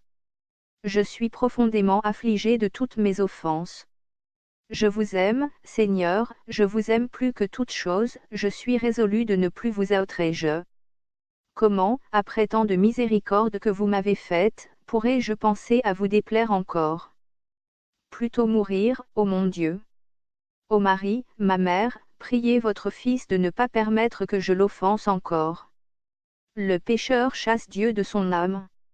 Le Seigneur aime toute âme dont il est aimé, il habite dans cette âme, il en fait sa demeure tant qu'elle ne le chasse pas par le péché. Dieu, dit le Concile de Trente, n'abandonne que s'il est abandonné. Dans un Gerschen Metzer, Enchiridion Symbolorum, Fribourg 1976, N 1537, G. Dumège, La foi catholique, 2 éditions, Paris 1961, N 570. À quel moment précis l'âme chaste-t-elle Dieu? C'est au moment où, sciemment, délibérément, elle donne son consentement au péché mortel. Le péché mortel est une façon de dire à Dieu, allez-vous-en, je ne veux plus habiter avec vous. C'est l'enseignement de l'Écriture, ils disent à Dieu, retire-toi loin de nous, JB 21, 14. En péchant, ô mon Dieu, j'ai donc eu la triste hardiesse de vous bannir de mon âme et de ne plus vouloir vivre avec vous, mais vous ne voulez pas que je me désespère, vous voulez que je me repente et vous aime. Oui, je me repens, ô mon Jésus, de vous avoir offensé, je vous aime plus que toute chose. Dieu ne peut habiter avec le péché, il est obligé de se séparer d'une âme où le péché fait son entrée. Le pécheur le sait. Par son consentement au péché, il tient à Dieu ce langage, vous ne pouvez habiter chez moi qu'à la condition de me voir renoncer au péché, sinon, vous partez. Eh bien, partez donc. Je préfère vous perdre, que de perdre le plaisir inhérent à mon péché. À l'instant même où Dieu quitte l'âme, le démon entre pour en prendre possession. C'est ainsi que le pécheur chasse son Dieu qu'il aime, et se fait l'esclave d'un tyran qui le hait. Telle fut pourtant ma conduite par le passé, Seigneur. Je vous en conjure, daignez me faire part de cette horreur que vous avez ressentie au jardin de Gethsémani pour mes iniquités. Ah! Mon bien-aimé Rédempteur, que ne vous ai-je jamais offensé. Sors, esprit immonde, et fais place au Saint-Esprit. Rituel romain en latin, Tite 2, ch 2, Ordo baptismi parvulorum. Voilà l'ordre que le prêtre intime au démon, quand il baptise un enfant. Sortez de mon âme, Seigneur, et cédez la place aux démons. Voilà l'ordre qu'un homme en état de grâce intime à Dieu, quand il commet le péché mortel. Assurément, ô mon Dieu, belle reconnaissance, oui, belle reconnaissance, souvent renouvelée, pour l'amour que vous m'avez porté. Vous êtes descendu du ciel pour me chercher, moi, brebis perdue, je n'ai guère fait que vous fuir et vous repousser. Maintenant j'embrasse vos pieds sacrés et je suis fermement résolu de ne plus jamais me séparer de vous, ô mon bien-aimé Seigneur. Vous, Marie, ma reine, ne m'abandonnez pas. La butte des grâces. Toutes les grâces que Dieu nous accorde. Lumière, appel, bonne pensée. Sont le prix du sang versé de Jésus-Christ. Pour que l'homme pût les recevoir, il fallut que le Fils de Dieu subît la mort et, par les mérites de sa mort, rendit l'homme capable des divines faveurs. Celui, donc, qui méprise les grâces de Dieu, c'est-à-dire n'en fait pas un bon usage, méprise le sang et la mort d'un Dieu. Quelle fut la cause de la damnation de tant de chrétiens qui gémissent maintenant en enfer, en proie au désespoir? Ce mépris énorme. Mon Dieu, je devrais, moi aussi, verser des larmes inutiles en compagnie de ces malheureux désespérés. Je puis maintenant pleurer mes péchés dans l'espérance de votre pardon, je vous remercie de cette grâce que me fait votre miséricorde. À l'heure actuelle, les damnés connaissent parfaitement deux choses, la valeur de la grâce et la gravité du crime qu'ils ont commis en la méprisant, aussi quel cruel supplice leur cause. Supplice éternel. Le souvenir des grâces reçues de Dieu. Mon bien-aimé Rédempteur, éclairez-moi, faites-moi comprendre combien je suis obligé de vous aimer, puisque, au lieu de me punir de mon ingratitude, au lieu de m'abandonner dans mes péchés, vous n'avez fait que multiplier vos lumières et vos tendres invitations. Aujourd'hui même, vous m'appelez de nouveau, je m'empresse de répondre que je veux être à vous, et pour toute l'éternité. Réfléchis, ô mon âme, que si le Seigneur avait favorisé quelque infidèle des grâces qu'il t'a faites, cet infidèle serait maintenant un chrétien affermi dans la vertu. Toi, qu'as-tu fait jusqu'ici, sinon entasser péché sur péché pendant que Dieu t'accordait grâce sur grâce? Si tu persévères dans cette funeste voie, est-il possible que Dieu te supporte plus longtemps et ne t'abandonne pas bientôt? Hâte-toi de mettre fin à tes ingratitudes, tremble que cette nouvelle résistance n'éloigne à jamais de toi toute lumière et toute faveur. Vous ne m'avez que trop supporté, ô mon Dieu. Je ne veux plus provoquer votre colère. Qu'est-ce que j'attends pour me convertir? Que vous m'ayez abandonné? Ah! Ne me rejetez pas de devant votre face, PS 51 50e, 13. Car je veux vous aimer de tout mon cœur, m'appliquer à faire votre bon plaisir. Vous le méritez. Donnez-moi la force de tenir ma parole. Ô Marie, Mère de Dieu, aidez-moi de vos prières. L'amour triomphe de Dieu. Notre Dieu est tout-puissant, qui donc pourrait le vaincre et lui faire la loi? Pourtant dit c'est Bernard, l'amour triomphe de Dieu, est Bernard, Cantique des Cantiques, Sermon 64, N10, PL 183, 1088, BG 661. De fait, un amour vainquit le cœur de Dieu, ce fut son amour pour les hommes, qui le réduisit à mourir sur un gibet infâme afin de les sauver. Ô amour infini, malheur à qui ne vous aime pas. Si quelqu'un privé des lumières de la foi, passant par le calvaire le jour où Jésus-Christ mourut sur la croix, avait demandé quel était ce criminel crucifié, horriblement déchiqueté des pieds à la tête, quel n'aurait pas été son étonnement d'entendre cette réponse, c'est le Fils de Dieu, vrai Dieu comme son Père. Puis, qu'aurait-il dit, sinon ce que disaient les païens, folie que cela? En effet, au témoignage du pape Saint Grégoire le Grand, les païens estimaient pure folie de croire en Dieu, l'auteur de la vie, était mort pour les hommes, ses créatures. S. Grégoire le Grand, Les Évangiles, Livre 1, Homélie 6, PL 76, 1096. Nous-mêmes, n'appellerions-nous pas folie la décision d'un roi qui, par amour pour un vermisseau, se ferait vermisseau lui-même? À combien plus forte raison devons-nous, semble-t-il, appeler folie le choix d'un Dieu qui, par amour pour les hommes, se fait homme lui-même, et meurt sur une croix? Aussi saint Marie-Madeleine de Peusy, considérant l'amour sans mesure que Dieu nous porte, s'écrie-t-elle dans une extase, mon Jésus, vous êtes fou d'amour. G. Poussini, Vita della Vensu Monsieur Madeleine de Peuzy, P1, ch2, Florence 1611, 18. C'est ce Dieu que moi, misérable, je n'ai pas aimé, étant offensé. Ô mon âme, lève les yeux, regarde attentivement la croix. Se crucifier, en proie à toutes les douleurs du corps, à toutes les angoisses de l'âme, se crucifier, dont l'agonie va se terminer par une mort de pure douleur, sans mélange de la moindre consolation, qui est-il? C'est ton Dieu, tu ne l'ignores pas. S'il est ton Dieu, comme tu le crois fermement, demande-toi quelle force inconnue a pu le réduire à ce lamentable état.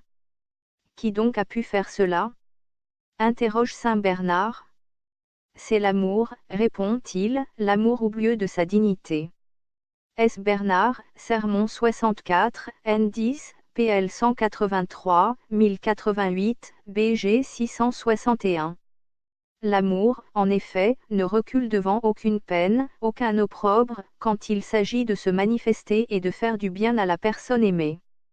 Pourquoi donc, ô mon Jésus, avez-vous tant souffert sur ce gibet infâme? Parce que vous m'avez aimé sans mesure, si vous m'aviez moins aimé, vous auriez moins souffert. Je vous aime, ô mon Rédempteur, je vous aime de tout mon cœur. Vous, mon Dieu, ne m'avez refusé ni votre sang ni votre vie, comment pourrais-je vous refuser une seule fibre de mon cœur? Je vous aime, ô Jésus, mon amour, mon tout. Ô Sainte Vierge Marie, embrassez-moi d'amour pour Jésus. Sentence des réprouvés au jugement général. Considère, ô mon âme, quel supplice et quelle confusion doivent subir les réprouvés au dernier jour du monde. Ils sont témoins d'un double spectacle, d'un côté, les élus resplendissants de gloire attendant, au comble de la joie, que Jésus-Christ leur adresse l'invitation de le suivre en paradis, venez, les bénis de mon Père. Mont 25, 34, quel supplice pour les réprouvés, de l'autre, ils se voient eux-mêmes entourés de démons traînés de force devant le juge suprême pour entendre leur sentence de condamnation, retirez-vous loin de moi. Mont 25, 41, leur dira Jésus-Christ devant l'univers entier. Quelle confusion écrasante pour eux.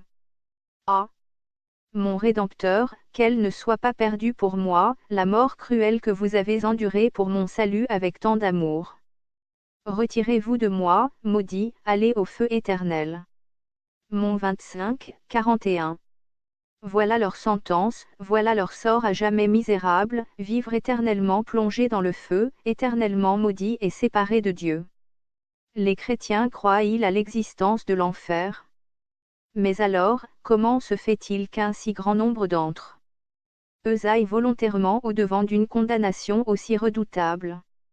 Ah! Seigneur, au dernier jour, ne serai-je pas moi-même l'un de ces condamnés? Par les mérites de votre sang, j'espère que non, mais qui m'en donne la certitude.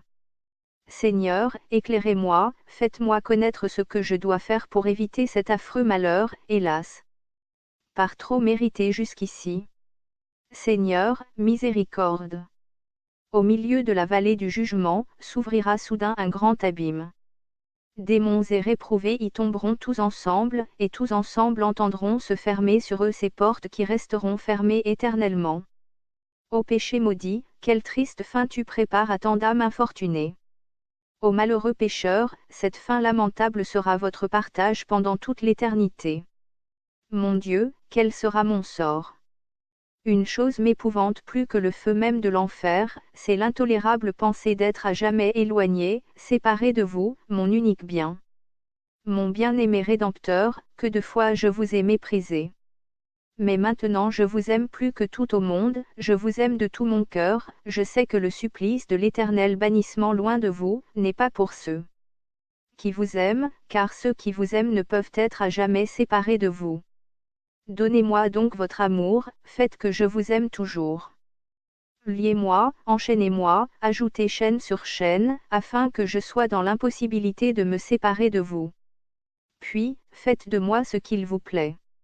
Ô Marie, avocate des malheureux, ne cessez pas de me protéger. Sentence des élus. Venez, les bénis de mon Père, Mont 25, 34. Voilà quelle glorieuse sentence prononcera le souverain juge sur ceux qui l'auront aimé. Aussi le grand jour du jugement général sera-t-il pour eux un jour de triomphe.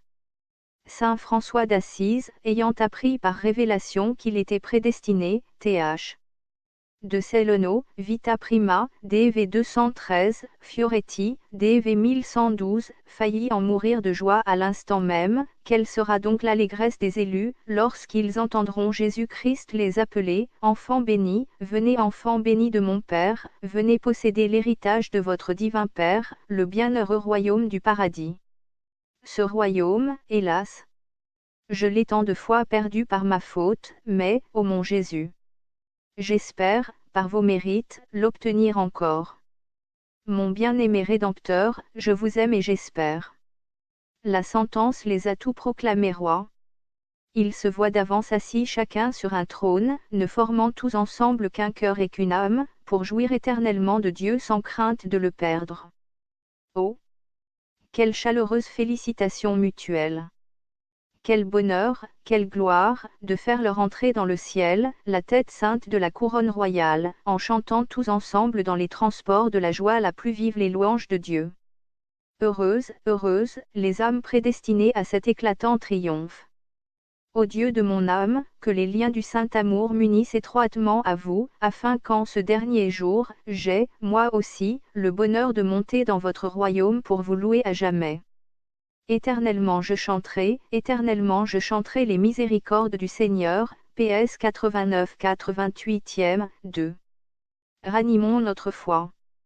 Il est certain que nous nous retrouverons un jour dans la vallée du jugement, il est certain que l'une des deux sentences sera la nôtre, ou la sentence de vie éternelle, ou la sentence de mort éternelle.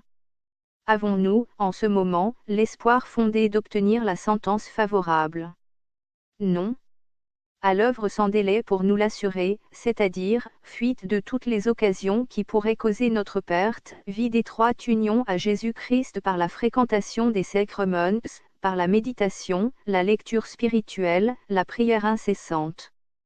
L'usage ou la négligence de ces moyens sera pour chacun de nous le gage de notre salut ou de notre réprobation. Ô Jésus, mon bien-aimé Sauveur et mon juge, les mérites de votre sang me font espérer que vous me bénirez au jugement général, bénissez-moi donc dès maintenant en me pardonnant toutes mes offenses. Dites-moi ce que vous avez dit à Madeleine, tes péchés te sont remis, L6 7, 48. De tout mon cœur, je me repens de vous avoir offensé, pardonnez-moi. Daignez ajouter à la grâce du pardon celle de vous aimer toujours. Je vous aime, ô mon souverain bien, je vous aime plus que moi-même, mon trésor, mon amour, mon tout. Vous êtes le Dieu de mon cœur, et mon partage, pour toujours, PS 73-72e, 26. Mon Dieu, vous seul et rien de plus. Ô Marie, vous pouvez et vous voulez me sauver, je me confie en vous. Les pécheurs déshonorent Dieu par leurs péchés. Par la violation de la loi, tu déshonores Dieu, RM 2, 23. Veux-tu savoir, pécheur, ce que tu fais quand tu péchises? L'apôtre te répond, tu déshonores Dieu. Au fait, c'est déshonorer Dieu que de lui manquer de respect en face et de déclarer par sa conduite qu'il n'y a pas grand mal à lui désobéir, à faire peu de cas de sa loi. Voyez, à vos pieds, ô mon Dieu, l'ingrat que vous avez tant aimé, comblé de tant de bienfaits, et qui, tant de fois, en retour, vous a déshonoré par la transgression de vos divins préceptes. Je mérite 1000 enfers, mais rappelez-vous que vous êtes mort pour ne pas m'envoyer en enfer. Le pécheur déshonore Dieu, parce qu'il préfère à la divine grâce cette misérable satisfaction, ce vil intérêt, ce caprice, pour lesquels il offense Dieu. En effet, par le consentement au péché, il estime préférable à l'amitié de Dieu cette satisfaction, cet intérêt, ce caprice, il les estime donc supérieurs à Dieu. Quelle honte, quel déshonneur, infligé par le pécheur au souverain bien. Mon Dieu, vous êtes un bien infini.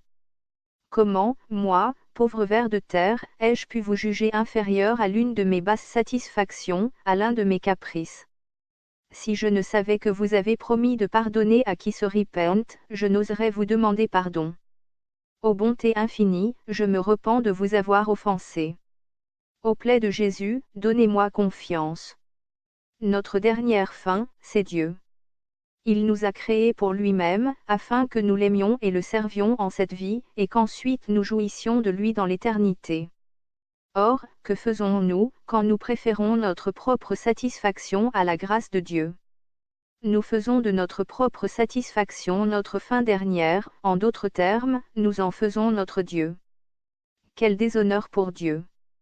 Dieu, le bien infini, se voit échangé contre un misérable et vil objet. Mon bien-aimé Rédempteur, je vous ai offensé, mais vous ne voulez pas que je désespère de votre miséricorde, malgré toutes mes ingratitudes, vous ne cessez pas de m'aimer ni de vouloir mon salut.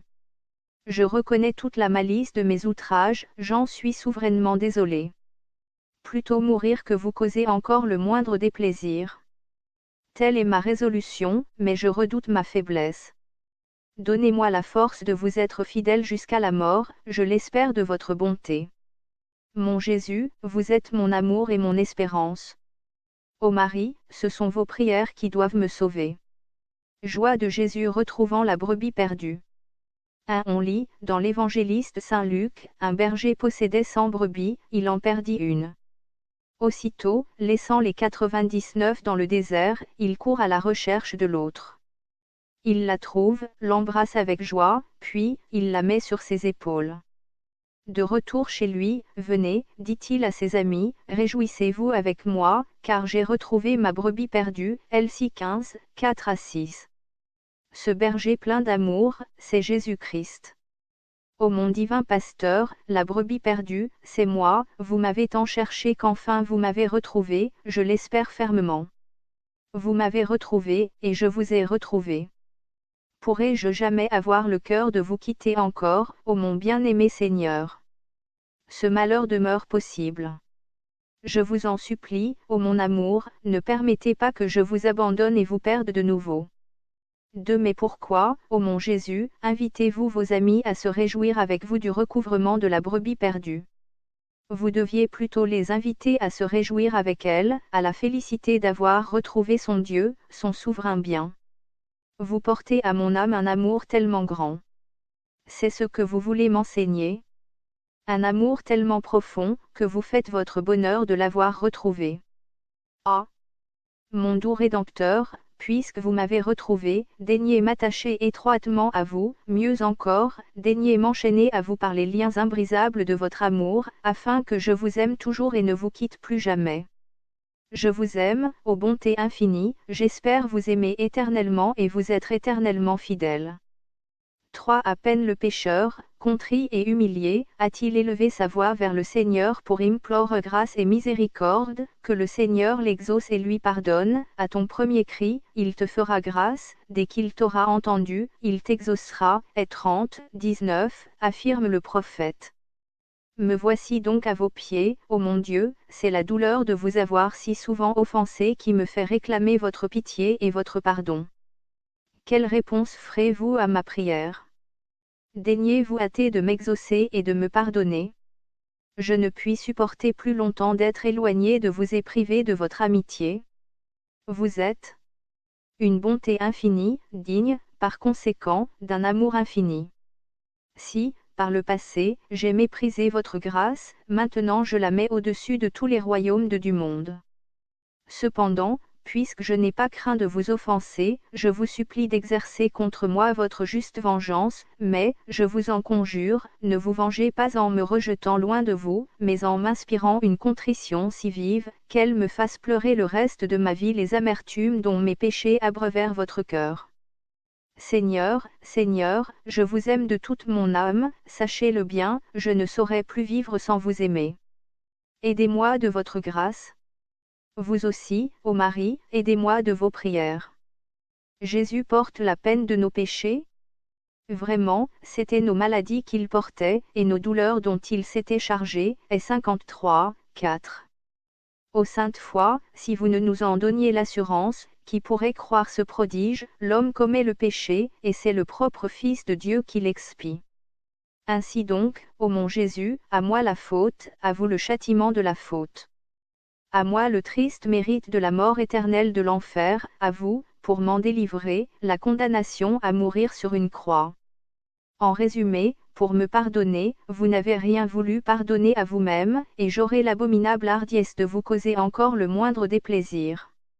Non, mon bien-aimé Sauveur, je vous dois trop de reconnaissance, la reconnaissance m'oblige par trop à vous aimer. Me voici, je suis à vous. Qu'attendez-vous de moi? Daignez me le dire, car je veux accomplir en tout votre volonté. Il a été transpercé à cause de nos iniquités, broyé à cause de nos crimes. Ais 53, 5. Contemple, ô mon âme, dans le prétoire de Pilate, ton Dieu flagellé, couronné d'épines, couvert de plaies des pieds à la tête, de toutes ses chairs déchirées coulent des flots de sang. Écoute-le te dire avec amour, ma fille, vois combien tu me coûtes. Ah! Mon doux Rédempteur, que n'avez-vous pas souffert pour moi? En retour de tant d'amour, comment ai-je pu vous faire tant de peine? Pour ne pas me voir. Damné, vous avez enduré les pires douleurs, et moi j'ai souvent consenti, pour un rien, à vous perdre. Ah! Maudit plaisir, je vous hais souverainement, car vous avez jeté mon Sauveur dans un océan de souffrance. Au souvenir des douleurs de Jésus, sainte Marguerite de Cortone ne pouvait s'empêcher de pleurer amèrement les péchés de sa vie passée. Marguerite, lui dit un jour le confesseur, assez de larmes. Calmez-vous, Dieu vous a tout pardonné. Ah! Mon Père, répartit la sainte pécheresse, comment pourrais-je jamais cesser de pleurer mes péchés, sur lesquels Jésus-Christ a pleuré toute sa vie? Sur ce sujet voir des Thomissant, Vie de sainte Marguerite de Cortone, livre 3, ch 2, Bruxelles 1893, 260 à 263. Moi aussi, ô mon bien-aimé Jésus, j'ai, par mes péchés, rempli votre vie d'amertume. Sainte Marguerite a su pleurer ses fautes, elle a su vous aimer, mais moi, quand donc commencerai-je à pleurer vraiment les miennes, à vous aimer? Je me repens, ô bien suprême, de vous avoir affligé. Je vous aime, ô mon Rédempteur, plus que moi-même. Je vous en supplie, attirez-vous tout mon cœur, embrasez-moi tout entier de votre saint amour, ne permettez pas que je paie plus longtemps d'ingratitude le grand nombre de vos bienfaits. Ô Marie, vous pouvez par vos prières m'élever à la sainteté, faites-le par amour pour Jésus-Christ. Quel bien est la grâce de Dieu? Quel mal sa disgrâce? Ce que Job dit de la divine sagesse, on peut l'appliquer à la grâce, l'homme n'en connaît pas le prix, JB 28, 13. Aussi l'échange-t-il contre des riens. En réalité, la divine grâce est un trésor d'une valeur infinie, SG 7, 14, nos livres saints l'affirment. Aux yeux des païens. Ils le proclamaient bien haut. C'était pure impossibilité que la créature devint l'ami du Créateur. Ils se trompaient, l'un des effets de la grâce est précisément d'établir une véritable amitié entre l'âme et Dieu. Dieu lui-même appelle son ami, l'âme en état de grâce, lève-toi, hâte-toi, mon ami, c'était 2, 10. Vous êtes mes amis, GN 15, 14. Ainsi donc, ô mon Dieu, aussi longtemps que mon âme conserva l'état de grâce, elle fut votre amie, mais, dès que j'eus le malheur de pécher, elle devint votre ennemi, l'esclave du démon. Vous me donnez le temps de recouvrer votre grâce, je vous en remercie. Mon bien-aimé Seigneur, je me repens de tout mon cœur de l'avoir jadis perdue, ayez pitié de moi, daignez me la rendre, et ne permettez pas que je la reperde jamais. Combien ne s'estimerait-il pas heureux, le sujet que le roi honorerait de son amitié?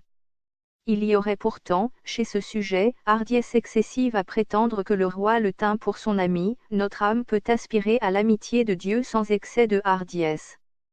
Un courtisan dont parle saint Augustin, disait fort sagement, si je veux être l'ami de l'empereur, j'y parviendrai difficilement, mais si je veux être l'ami de Dieu, je le deviens à l'instant. Il suffit de le vouloir. S. Augustin, Les Confessions, livre 8, ch 6, n 15, pl 32, 755 à 756, BA février 2014, 41. En effet, un acte de contrition ou d'amour restitue au pécheur l'amitié divine. Aucune langue ne peut, disait habituellement saint Pierre d'Alcantara, exprimer la grandeur de l'amour que Jésus porte à toute âme en état de grâce. S. Pierre d'Alcantara, Trattato dell'Orazione e Meditazione, p1, ch 4, Rome 1706, 26. Ah! Mon Dieu, dites-moi, suis-je en état de grâce? Il fut un temps où je l'avais perdu, je le sais, mais je ne sais pas si je l'ai recouvré. Seigneur, je vous aime et me repens de vous avoir offensé, hâtez-vous de me pardonner. Par contre, combien misérable, l'état d'une âme tombée dans la disgrâce de Dieu. Elle est séparée de son souverain bien.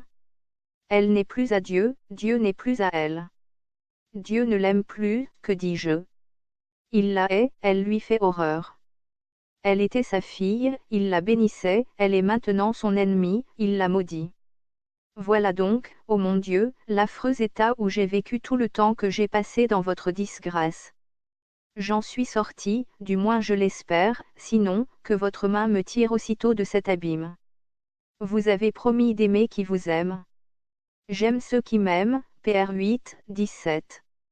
Je vous aime, ô mon bien suprême, aimez-moi donc aussi, je ne veux plus vivre loin de vous. Ô Marie, secourez l'un de vos serviteurs, qui se recommande à vous. Identification de notre volonté avec la volonté de Dieu. Le premier effet de l'amour, c'est d'unir les volontés de ceux qui s'aiment. Précisément parce qu'il nous aime, Dieu veut être aimé de nous, et, partant, réclame notre cœur, c'est-à-dire notre volonté. Mon fils, donne-moi ton cœur, Pr 23, 26. Toute notre vie, tout notre salut consiste dans l'union de notre volonté à la volonté divine, celle-ci est, en effet, l'unique règle du juste et du parfait, la vie est dans sa volonté, PS 30/29, 6. Se tenir uni à la volonté de Dieu, c'est vivre et se sauver, s'en séparer, c'est mourir et se damner. Non, mon Dieu, je ne veux plus m'écarter de votre volonté. Donnez-moi la grâce de vous aimer, puis, disposez de moi comme il vous plaît. Quelle est l'unique application des âmes vraiment éprises de l'amour de Dieu? C'est de s'identifier, ce mot seul traduit complètement le mot de saint Alphonse, uniformarsi, toujours plus à sa divine volonté. Aussi, dans la prière qu'il nous a enseignée, quelle grâce nous fait demander Jésus-Christ? Celle d'accomplir la volonté de Dieu sur la terre avec la même perfection que les élus dans le ciel, que votre volonté soit faite sur la terre comme au ciel. Sainte Thérèse offrait sa volonté à la majesté divine, au moins 50 fois par jour. Sainte Thérèse d'Avila, Avis, N30, ma 1051, à l'exemple de David qui s'écrie « Mon cœur est prêt, ô mon Dieu, mon cœur est prêt », PS 57-56e, émoticône n'en croyant pas ses yeux. Admirer la puissance d'un acte de parfaite identification à la volonté divine, d'un cœur pervers il fait un cœur de saint. N'est-ce pas cet acte qui fit, d'un furieux persécuteur de l'Église, un vase d'élection, l'apôtre par excellence? Seigneur, que voulez-vous que je fasse? AC 9, 6, avait interrogé saint Paul, renversé de cheval sur le chemin de Damas. Mon Dieu, je vous promets de ne plus me plaindre des tribulations que vous m'envoyez. Toutes sont pour mon bien, je le sais. Ma résolution, c'est de dire toujours, Seigneur, que votre volonté soit faite. Vous voulez cela, je le veux aussi. Oui, mon Père, je vous bénis de ce qu'il vous a plu ainsi, JB 1, 21. Votre bon plaisir, c'est le mien. Voulez-vous savoir si tel a même Dieu? Pas de preuve plus péremptoire de son amour vrai, que son habitude de s'identifier tranquillement à la volonté divine dans les choses fâcheuses qui lui surviennent, pauvreté, maladie, revers, désolation. Dans les peines suscitées par la malice des hommes, nous devons regarder, non la pierre qui nous frappe mais la main de Dieu qui la dirige. Dieu ne veut pas le péché de celui qui nous ravit notre bien, notre réputation, notre vie, mais il veut l'acceptation de cette épreuve comme partie de sa main, à l'exemple du saint homme Job qui se contenta de dire, lorsque les Sabéens le dépouillèrent de sa fortune, le Seigneur m'a tout donné, le Seigneur m'a tout enlevé, le bon plaisir de Dieu s'est réalisé, que le nom du Seigneur soit béni. JB 1, 21. Hélas! Ô mon Dieu, telle ne fut pas ma conduite jusqu'ici.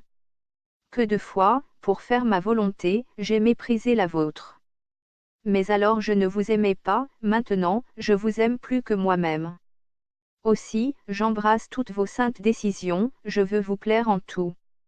Vous connaissez ma faiblesse, donnez-moi la force de tenir ma résolution. Ô Marie, obtenez-moi la grâce de faire la volonté de Dieu jusqu'à mon dernier soupir.